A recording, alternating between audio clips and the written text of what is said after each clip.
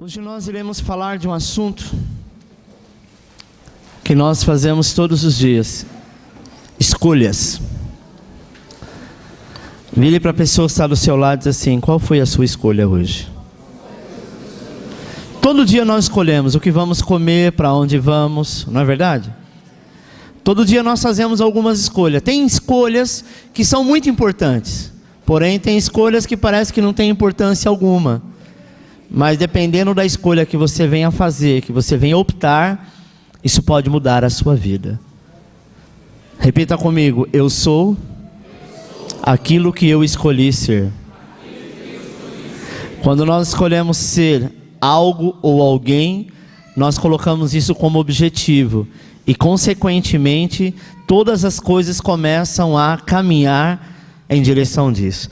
Acompanhe comigo Lucas capítulo 15, versículo 11, diz assim: E disse, um certo homem tinha 2 filhos, e o mais moço deles disse ao pai: Pai, dá-me a parte dos bens que me pertence. E ele repartiu por eles a fazenda. E poucos dias depois, o filho mais novo, ajuntando tudo, partiu para uma terra longínqua, e ali desperdiçou os seus bens, vivendo dissolutamente. E havendo ele gastado tudo, houve naquela terra uma grande fome, e começou a padecer necessidade. E foi, e chegou-se a um dos cidadãos daquela terra, o qual mandou para os seus campos a apacentar porcos. E desejava encher o seu estômago com bolotas que os porcos comiam, e ninguém lhe dava nada. E tornando em si disse: quantos jornaleiros de meu pai têm abundância de pão, e eu aqui perecendo fome? Levantar-me-ei, irei ter com meu pai, e dir-lhe-ei: Pai, pequei contra os céus e perante ti, já não sou mais digno de ser chamado teu filho, faze-me como um dos teus jornaleiros. Repita comigo: eu sou fruto da minha decisão. O dia que eu aceitei Jesus, eu passei a ser fruto daquilo que eu decidi.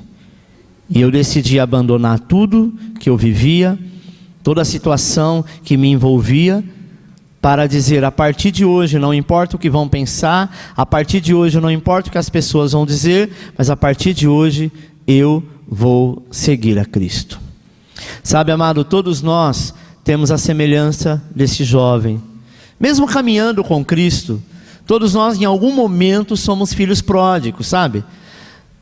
E assim, as lições da vida, muitas vezes aplica as nossas também. A vida desse jovem, como ele sofreu, pereceu, pelas nossas rebeldias, pelas nossas escolhas más, nós pagamos um alto preço. Muitas vezes, o casal, ele parte para outros princípios. Ele tem filhos, mas uma das partes não se entendem. E por muitas vezes, amado, começa a entrar em guerra por coisas tão bobas. Sabe, a vida é tão importante para a gente ficar brigando por coisinha. A vida é tão importante para a gente ficar brigando por causa de detalhes. Eu quero te dizer que quando você for embora daqui, esses detalhes, como os pequenos e os grandes, não farão diferença alguma. Mas a diferença vai fazer na sua escolha. Eu quero te dizer que quando Deus junta 2 pessoas, Ele não tem prazer na separação. Quando Deus constitui uma família com filhos, o prazer dele é menos ainda, porque os filhos acabam passando por essa situação. A gente sabe que uma coisa natural como a morte de um dos pais, os filhos já ficam abalados dependendo da sua idade. Imagina quando é uma situação que mais à frente, os filhos crianças agora se tornam jovens ou adultos, e eles começam a imaginar por causa de bobeira. É claro que existem pessoas que constituem outros casamentos e acabam sendo felizes. Às vezes uma pessoa desiste de um amigo, porque esse amigo falou, tocou em algum assunto que você não gosta, ou tratou você de uma maneira áspera. Talvez naquele momento ele estava angustiado, triste, sabe?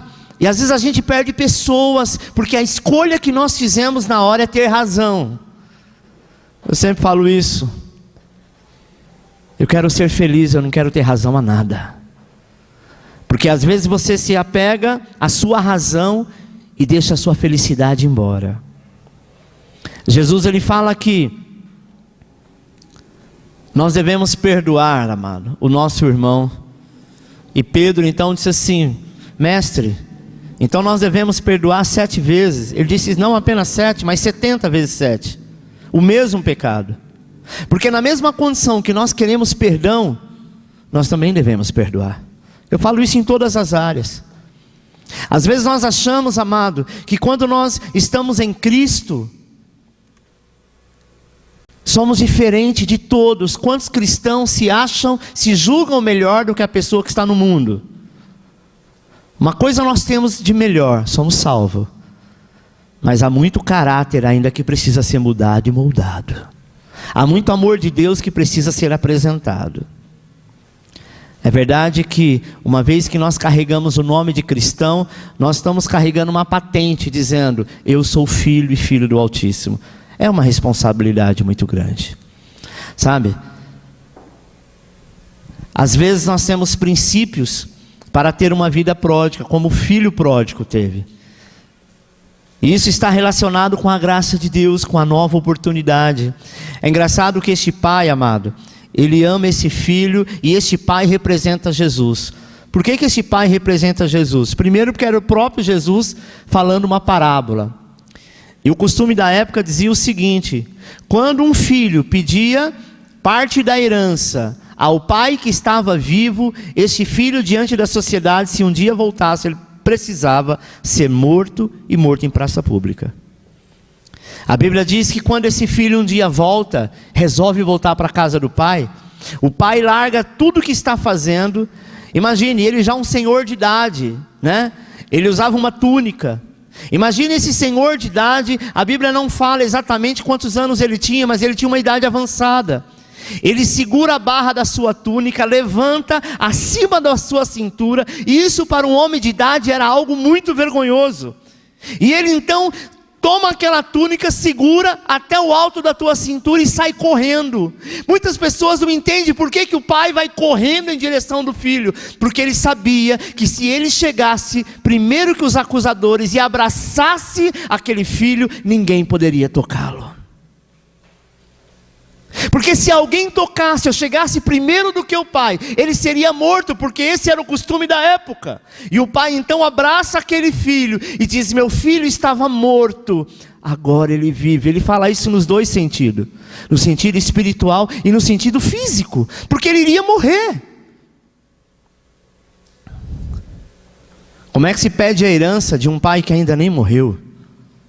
Quantas vezes nós pedimos a herança a Cristo, dizendo: Senhor, me abençoa, Senhor, me dá isso, Senhor, me dá aquilo. Mas muitas vezes também nós fazemos como o filho pródigo, viramos as costas e queremos gastar de qualquer maneira, achando que podemos fazer o que queremos. Fato, você pode fazer de tudo, mas a Bíblia diz que a sua escolha vai produzir em você o que realmente você quer ser. Há muitas pessoas que querem ser abençoado.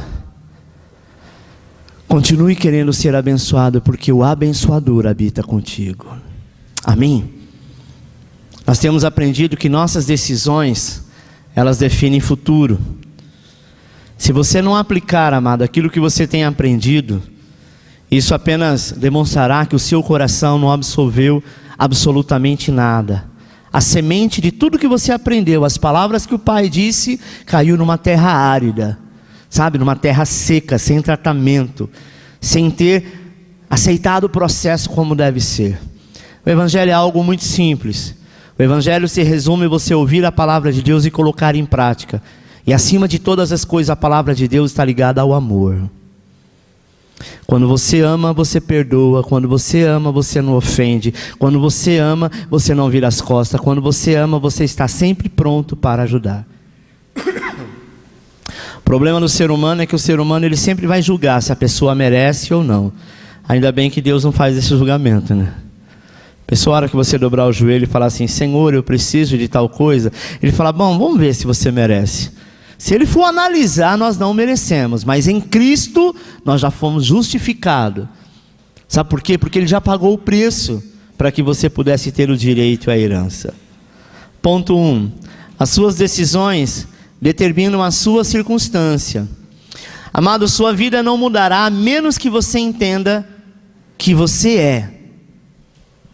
aquilo que você acredita. Aquilo que você, através das circunstâncias, acabou gerando para a sua vida. Nós precisamos entender que às vezes nós queremos culpar pessoas. Muitas vezes nós queremos culpar alguém. Você pode culpar a Deus, você pode culpar o inimigo. Mas o fato é que as suas decisões criam as suas circunstâncias. Imagine que o que eu estou passando hoje, ou o que eu passei ontem, ou o que eu vou passar amanhã, tudo vai ser resultado de uma decisão que eu fiz, certa ou errada. É como uma chave. Eu pego a chave errada e vou tentar abrir o cadeado. Se eu tiver 50 chaves, eu vou tentar as 50. Mas dependendo do tempo que eu tenho, amado, o tempo passou e eu não abri a porta que eu deveria abrir. Às vezes nós queremos tentar todas as coisas. A palavra de Deus diz que o caminho é esse, e nós queremos traçar todos os caminhos, porque dizem que todos os caminhos levam a Deus. Isso é uma mentira que o diabo pode inventar. Só existe um caminho que leva a Deus, Cristo, e a sua palavra é verdadeira. Aquilo que você pensa refletirá em suas palavras. Eu sempre gosto de usar esse texto que a boca fala o que o coração está cheio. Aquilo que eu penso vai refletir em algum momento as minhas palavras. Aquilo que eu estou imaginando, sabe? É o que vai em algum momento, dentro de uma frase que eu estiver colocando, um assunto que eu estiver abordando, aquilo que eu penso vai refletir, vai se manifestar em palavras. E suas palavras darão combustível às suas decisões. É por isso que é necessário renovar a nossa mente com a palavra de Deus. Cada vez que você lê a palavra de Deus, sabe? É como se fosse um scanner. Ele vai rastrear todo o seu HD, todo o seu coração, a sua mente, e vai excluir tudo quanto é vírus. Porque ao momento que nós temos muitas informações, nós também temos muito bombardeios. Sabe, irmãos, basta você estar bem. Quer ver? Eu vou te dar um exemplo simples. Dependendo do horário que você ligar a televisão, estiver passando um jornal, falando da política, falando da insegurança no país, você está bem, 5 minutos depois você está revoltado. Dependendo do caso que você viu, né, a situação que você assistiu, você deseja a morte do seu próximo, e que ele apodreça na cadeia. Esse é o crente, cheio de amor de Deus. Não é verdade? Eu não falo só você, eu falo da minha vida, de todos nós somos assim. É por isso que a palavra de Deus diz que nós devemos sempre estar pronto a ser renovado. E renovado, quem que renova as nossas forças? Consequentemente a nossa mente, que é o que vai gerar o nosso futuro, é o que vai produzir as nossas escolhas. Quando nós temos a mente cheia de Cristo. Eu sei que em alguns momentos, dependendo de onde você trabalha, não dá, não consegue. Mas preste atenção. Eu sempre falo isso. Você às vezes ouve uma música, sabe, profana, e aquela música você ouviu há 10 anos atrás. Bastou você ouvir uma frase, você lembra do texto inteirinho. Dependendo do louvor, amado, você já ouviu 10 vezes na igreja e ainda está em algumas frases você não consegue lembrar. Sabe por quê? Porque aquilo que edifica, nós temos uma tendência de esquecer, mas aquilo que nos destrói, Satanás faz questão que a tua mente esteja cheia, poluída, você angustiado, você nervoso, sabe? Porque isso produz em nós palavras, e palavras produzem decisões. Veja esse personagem, sabe, desse texto. Ele se tornou o filho pródigo. Depois de pedir a parte que lhe cabia na herança, ele se sentiu o quê? Independente. Sentiu o quê? É ótimo, né? Minhas filhas é que falam. Aí sentiu o quê? Primeiro faz uma pergunta, aí em seguida dá a resposta. Sentiu-se independente. Amado, quando nós nos sentimos independentes, há uma tendência no ser humano a achar que não precisa de ninguém. O marido, quando ele se sente independente demais, ele olha para a esposa e fala: uma mulher igual a você arruma em qualquer lugar. O homem, quando ele olha, né, para a mulher e fala isso, consequentemente a mulher fala a mesma coisa, imagina esse casamento, aonde vai parar? O filho, quando ele se sente independente demais, dependendo da correção que o pai ou a mãe vai fazer, ele fala: olha, eu já sou adulto, já tenho mais de 18 anos, eu já trabalho, eu sei me sustentar. Não é assim. Eu acho que na tua família não tem gente assim. Nunca teve. Nós nunca fomos assim, não é verdade? Esse é o espírito de independência, de autossuficiente, e por isso que ele sai de casa. Por quê? Porque ele imaginou que aquela vida que ele andava, junto com o teu irmão, na fazenda do teu pai, que nunca te faltou nada, que ele sempre tinha abundância, ele achou que lá fora seria melhor. Deixa eu te dizer uma coisa, amado, todo ser humano é igual.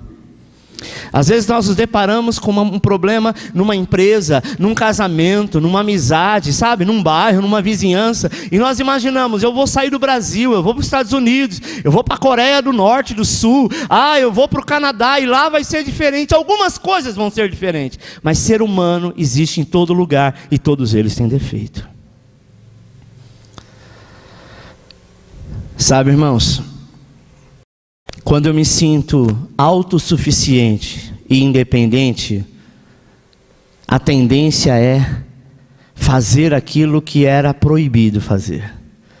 O filho pródigo, ele entendeu, agora eu posso cair na farra com os meus amigos. Gastou todo o dinheiro que possuía. A situação dele foi ficando cada dia pior, até que ele chega no fundo do poço. Às vezes Deus permite isso para a nossa vida, sabe para quê? Não para nos castigar, mas para que eu e você entenda que é melhor ser dependente dele. Quando eu acho que eu sou independente, a primeira coisa que eu faço, mesmo no meu inconsciente, ou inconscientemente, é achar que eu também sou independente de Deus. E quando nós somos independentes de Deus, Deus respeita a tua vontade, por mais que Ele te ama. Sabe? Eu acredito que algumas pessoas diriam assim, mas esse pai foi muito mole. Pegava esse peão pelo pescoço e falava, não vou te dar nada e você não vai sair daqui, pronto. O nosso Deus, amado, Ele respeita a sua opinião, ainda que errada. Para que a gente no amanhã depois não venha dizer, Deus, eu tinha outros caminhos a fazer e o Senhor me impediu. Pelo contrário, o pai disse para o filho, não vá, mas ele disse, eu quero ir. O pai então dá parte desta herança, sabendo o que iria acontecer. Quantas vezes o Senhor te dá bênção, quantas vezes o Senhor te prospera, e às vezes você quer fazer outras coisas. Talvez a gente na volta dizemos assim, Deus, por que o Senhor deixou? Porque o Senhor permitiu. Ele só vai ter uma resposta para te dizer, porque meu filho, você queria. E se eu dissesse não, você ia do mesmo jeito, porque agora você é independente. Sabe, irmãos? E a sua independência fez com que ele passasse a comer comida de porcos. Quantas vezes nós saímos da graça do Senhor, a nossa boca, por muitas vezes está cheia do louvor, da adoração, e quando a gente começa a sentir independente, os nossos lábios agora começam a proferir maldição, ira, angústia, tristeza. Às vezes, sabe, começamos, ao invés de cantar um louvor, cantar algumas músicas que exaltam a Satanás, porque agora você é independente. Comer com porcos era o fim da linha para um judeu. Um judeu jamais entraria num lugar que tivesse porco. Porque o porco para eles, além de ser um bicho imundo, como de fato era pecado diante de Deus. Agora imagina, um filho de fazendeiro, ter que, para se sustentar, cuidar de porcos, e ainda por muitas vezes com fome, comer da mesma ração que o porco comia, sabe? Porque a lei dizia que o porco é imundo. Acompanhe no quadro comigo. Vamos agora imaginar aquele jovem ali, imundo, comendo a lavagem dos porcos. Um político passando por ali diria que a sua situação era culpa do governo. A situação fora causada por falta de educação apropriada e pelo desemprego crescente. Essa é a mente de um político. Um jornalista diria que a culpa é dos juros altos, da crise financeira que afetou quase todo mundo e das catástrofes que têm varrido a terra. Essa é a mente de um jornalista. Pois aquele jovem não teria perdido toda a sua fortuna de forma tão rápida. Já um psicólogo diria que a culpa certamente é do pai que o traumatizou. O pai foi irresponsável ao dar ao filho a herança, mesmo sabendo que o filho ainda não tinha condição de lidar com tanto dinheiro. O fatalista diria que a culpa é da sorte e do destino. Uns nasceram para ser pobres e nada pode ser feito a respeito disso. Mas no final, alguém dirá que foi o diabo o culpado. Outros teriam a ousadia de dizer que Deus é o culpado. Pois, se ele é amor, como pôde ele permitir alguém comer com os porcos? Diriam eles. Mas quantos ousariam dizer que o jovem mesmo foi o responsável?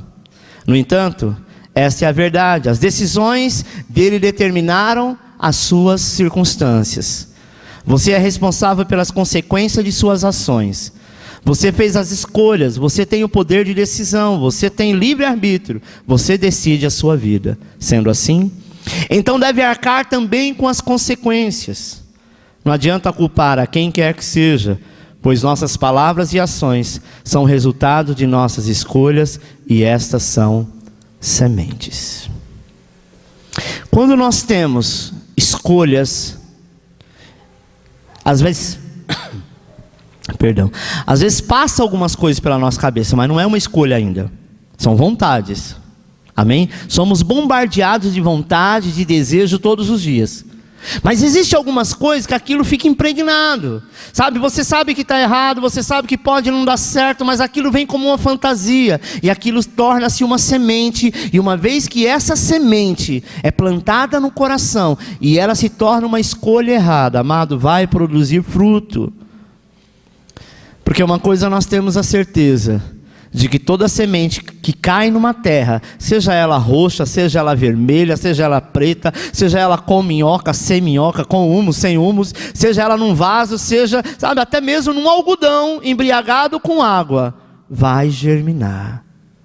Então nós temos que aprender que tudo aquilo que sai da tua boca tem que ser uma semente que vai germinar na tua casa, na tua finança, na tua família, no teu ministério, na tua vida, coisas boas, produtivas. Porque se a boca fala que o coração está cheio, e eu começo então a olhar não para o espelho, mas eu começar a me ouvir, parar e dizer assim, escuta, o que eu tenho tanto falado? Será que eu só tenho reclamado? Você já sentou com pessoas que quando abre a boca, em meia hora de conversa, 25 minutos ela está reclamando de alguém, ou de algo, ou do governo, ou do pai, ou da mãe, ou do trabalho, ou do namorado, ou do marido, ou do filho, ou do pastor, ou do líder, ou da célula. Eu te convido hoje a fazer uma reflexão. O que tem saído da tua boca? Se palavras são sementes, quais têm sido as sementes que você tem semeado na tua casa, na tua família? 2.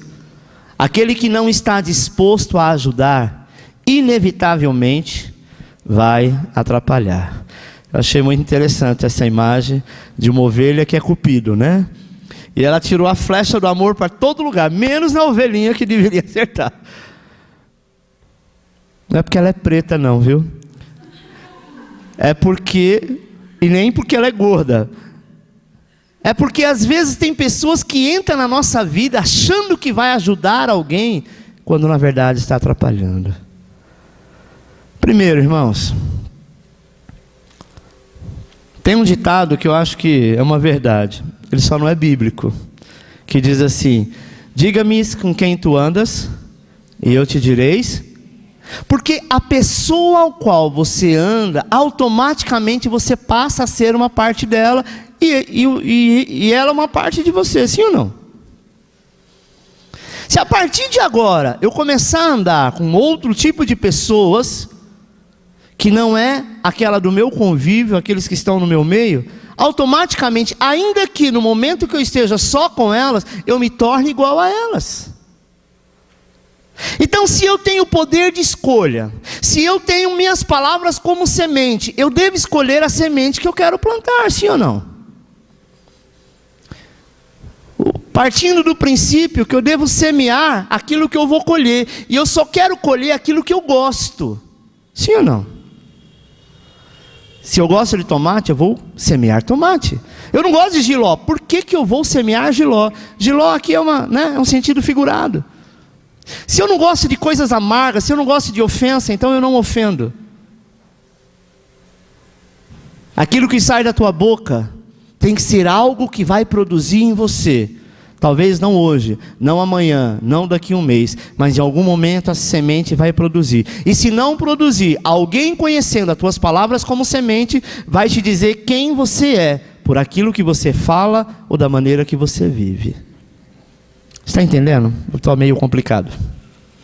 Nós precisamos ter o cuidado, amado, com pessoas que não nos acrescentam coisas boas, pois essas normalmente semeiam críticas, semeiam derrotas, e enterra os nossos sonhos. Porque quando você tem sonhos que é para crescimento da tua vida, e sempre tem essa pessoa que você escolheu para ser seu amigo, seu companheiro, seu parceiro, seu colega, né? Marido e mulher não tem jeito, porque você já escolheu mesmo, e independente, você só precisa fazer a transformação. Eu falo no caso de amizade, de ambiente, né? De trabalho. Você tem duas opções: ou você é igual aquele que está no meio da peãozada, falando mal do patrão, ou você é o oposto. Então, se você é o oposto, você é o puxa-saco. Normalmente é assim, né? É o peixinho do homem. Mas que lado que você quer estar? Na hora que o facão descer, não é o puxa-saco que vai sair, e sim aquele que é rebelde. Eu preciso saber com quem eu devo estar. É muito natural, principalmente no meio dos jovens e adolescentes, chegar a uma certa idade. Isso é normal em várias famílias. Do próprio adolescente, vê os pais como inimigo. Às vezes vê o outro amigo, muito mais amigo do que o pai. Quantas vezes, talvez você já passou por isso, de você ver um pai de um amigo seu, uma mãe, e falou: nossa, eu queria que meu pai fosse desta forma, ou minha mãe desta forma. E às vezes entrou num choque, mas o momento mais difícil não foi o amigo, o pai do amigo, a mãe do amigo, foi a sua família que estava do teu lado. E nós precisamos entender isso, que as nossas escolhas vão produzir coisas boas ou ruins. Mas uma das coisas que Deus plantou e que Deus zela é da família. Aconteça o que acontecer, a sua família precisa estar do teu lado. Por pior que seja a família que você tenha.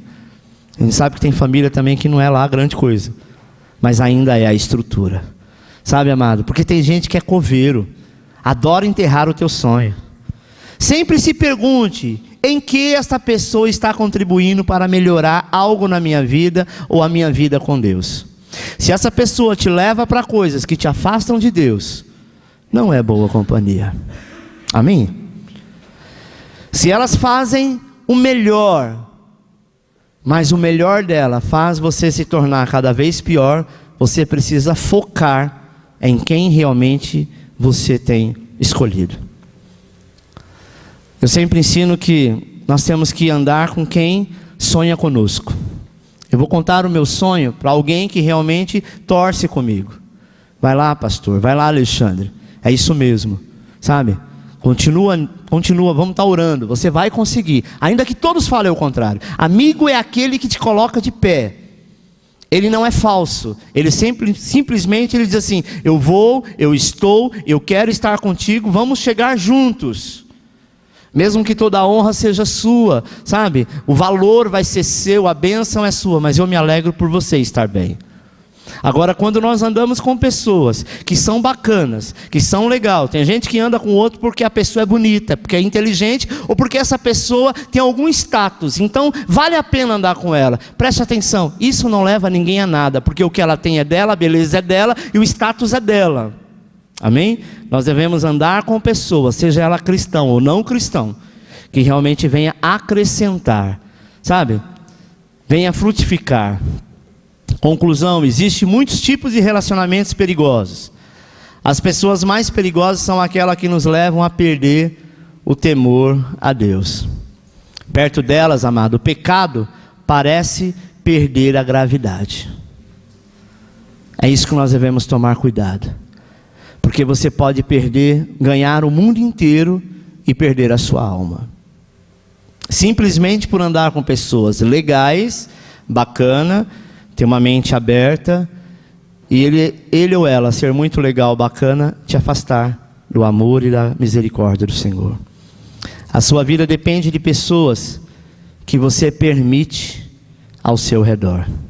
As pessoas ao seu redor, amado, vão determinar as experiências que você tem ou não tem com Deus. Amém? Quando nós andamos com pessoas muito negativas, você passa a ser crítico e negativo. Se você é uma pessoa neopentecostal, você é aquele irmão cheio do fogo, você começa a andar com uma pessoa muito crítica, você passa agora a não ser mais cheio do Espírito Santo, mas você agora, junto com essa pessoa, dá a risada do outro que está sendo cheio do Espírito Santo. Porque de repente faz algum jeito que você achou engraçado. Você não achava, mas agora aquela pessoa que anda do teu lado acha. E você se juntou a ela para criticar. Sabe o resultado disso? O mesmo Espírito que estava sobre a tua vida, que agora estava fluindo, já não flui mais. Porque nós passamos a ser o que o outro está sendo ao nosso lado. As pessoas ao seu redor vão alimentar força ou fraqueza em você. O texto dá a entender que o jovem gastou seu dinheiro com amigos. Engraçado que os amigos estavam ali presentes enquanto ele tinha dinheiro para o churrasco, para a cervejada, para a bagunça. A hora que o dinheiro acabou, ele foi para onde? Cuidar de porcos, que para ele, para a cultura dele, para aquilo que ele sempre teve, era uma vergonha. Muito cuidado para a gente não ouvir pessoas, sabe, que te impulsiona a não viver um relacionamento sadio com a tua família. Muito cuidado com amigos que diz que nada, cara, você tem condição de arrumar uma mulher melhor. Que nada, amiga, você tem condição de arrumar um marido melhor. Tem muito homem por aí. Que nada, sabe? Cada um para si. Se não é feliz, então deixa para lá. Que nada, você tem condição de arrumar um emprego melhor. Pede a conta mesmo. Vamos viajar, vamos gastar tudo. E aí o besta vai. E aí ele vai ficar desempregado. Sabe, irmãos? Uma coisa que Deus preza em nós é ter uma inteligência, ou melhor, ter a nossa emoção com uma inteligência racional. Nós devemos ter fé para tudo, atuar com fé, mas não tem uma fé burra. Tem uma fé, porque a fé, ela é irracional por si só. Mas preste atenção, aonde nós depositamos fé. Hoje de manhã eu comentei na intercessão sobre um caso, não sei se vocês ouviram falar, de alguns jovens que desceram para a praia para fazer a obra, ganharam muitas almas, pregaram o evangelho, e de repente um deles teve uma ideia brilhante. Falou, já que Deus nos mandou aqui, a gente orou, as pessoas foram curadas, outras pessoas, sabe, aceitaram Jesus. Então vamos colocar a palavra em prática. Vamos andar sobre as águas. Você acha que aconteceu o quê? Eles andaram ou morreram? Morreu. Por que que Deus deixou? Porque naquilo que Deus não tem propósito, Ele não se mete. Você tem o livre-arbítrio para fazer. Pastor, mas eu abandonei tudo aqui para fazer determinada coisa. Por que que Deus me avisou? Em algum momento Ele te deu uma outra direção, mas você quis vir para cá. E Ele falou, tudo bem. Você quer ser o pródigo nessa situação? Porque nós imaginamos que o filho pródigo apenas abandonou a casa do pai. Às vezes as nossas atitudes, nós viramos as costas para o sonho de Deus. E queremos os nossos sonhos. E queremos os nossos propósitos. Não, agora chegou a minha vez, agora chegou a minha hora. Agora eu vou, eu quero, isso é tudo que eu sonhei. Deixa eu te dizer uma coisa, o teu sonho passa e amanhã você esquece. O sonho de Deus vai permanecer todos os dias da sua vida. Sabe, irmãos? Toda vez que eu tentei fugir do propósito do Senhor, eu quebrei a cara. Talvez você fale, nossa, mas você é pastor, piorou. A Bíblia diz, a quem muito é dado, muito também será cobrado. Então se é muito dado, você tinha por obrigação de saber, não. Algumas coisas nós temos obrigação de saber. E a nossa obrigação de saber é que Ele nos ama e o que Ele quer é melhor. Você não consegue enxergar hoje, mas teve coisas que eu pedi a Deus e que hoje eu agradeço. Obrigado, Senhor, porque o Senhor não ouviu a minha oração. Porque se tivesse escutado, eu estava na roça. Porque naquele tempo, naquele momento, era tudo o que eu queria. Depois do não de Deus, fiquei chateado, revoltado, triste, mas daqui a pouco o Senhor abriu os meus olhos. Eu falei, ufa, olha só o B.O. que eu me livrei. Sabe, irmãos? O filho pródigo, mais uma vez, tomou a decisão de voltar para a casa do pai e pedir perdão e ser restaurado. Ele poderia ser orgulhoso e falar, não volto. Não volto porque eu corro risco. Ele conhecia a lei da época. Eu voltar para lá, sabe? Os próprios moradores da vila vão me matar. Eles não vão deixar eu entrar na vila. Porque talvez acontecia isso com outros. Mas a diferença é que o pai, do qual ele estava voltando, era um pai amoroso e misericordioso. E esse pai é o nosso Deus. Jesus, ele fala dele mesmo nessa parábola. É ele que sai correndo e abraça. Sabe qual a sensação? Você que em algum momento você se afastou da igreja do Senhor, ou desviou, ou talvez ficou meio, sabe, meio afastado, meio lá, meio cá. Isso acontece com todo mundo, tá? Você não é a pior das pessoas, não.